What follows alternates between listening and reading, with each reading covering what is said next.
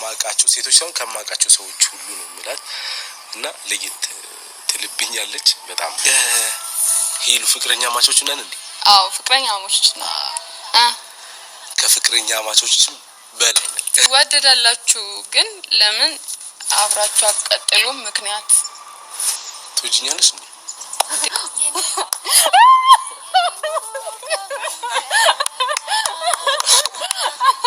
ያንተ ሆኖ ደግሞ ልጆች እንወልዳለን አይመስልም?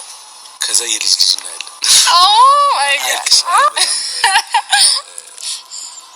ለመሳሙ ወዶ ፓርት ብዙ ጊዜ ለሄሉ ግንባሯን ነው የምስመው ግን አንገት ስርስም ደስ ይላል።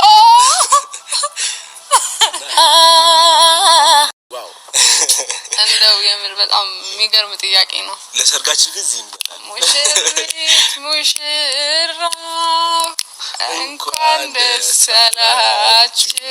አይ ልባችሁን ፈንቅሎ የሚወጣ ደስታ አለ። ልባችሁን ከልብ ነው ፈንቅሎ ብሎ የሚወጣ ደስታ እና በቃ አለ። በጣም ነው ደስ ያለኝ።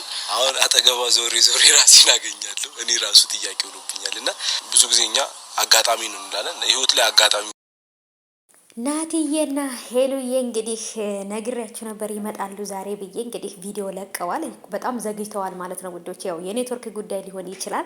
እና ሀባይቦቼ እንግዲህ ፍቅረኛሞች እንደሆኑ ፍቅራቸውን እንግዲህ በይፋ አውጥተውታል። በፊት ላይ እንደተለያዩ ነበር የምናውቀው። አሁን ላይ ፍቅረኛሞች ናችሁ እንዴ ብለን በጠየቅነው መሰረት አዎ ፍቅረኛሞች ነን፣ የሰርጋችንም ቀን ደግሞ ጠብቁ እንመጣለን ምናምን ብለው የተጠየቁትን ጥያቄ በክብር በስነ ስርዓቱ መሰረት ቁጭ ብለው መልሰዋል። ናቲም ሳማትም ምን በላትም በቃ ያላችሁትን ነገር ሁሉ አድርጓል። ይለያል እውነት። የዛሬው ደግሞ ግሪን ኤሪያ ነው ያሉበት ቦታ ሁሉ ነገር እንዴት አባቱ እንደሚያምር ማለት ነው። ዋው ዋው ዋው ብያለሁ። ጥያቄውን በስነ ስርዓት ስለመለሳችሁልን እጅግ እናመሰግናለን። ፍቅራችሁንም ደግሞ ያዝልቅላችሁ ነው የምለው።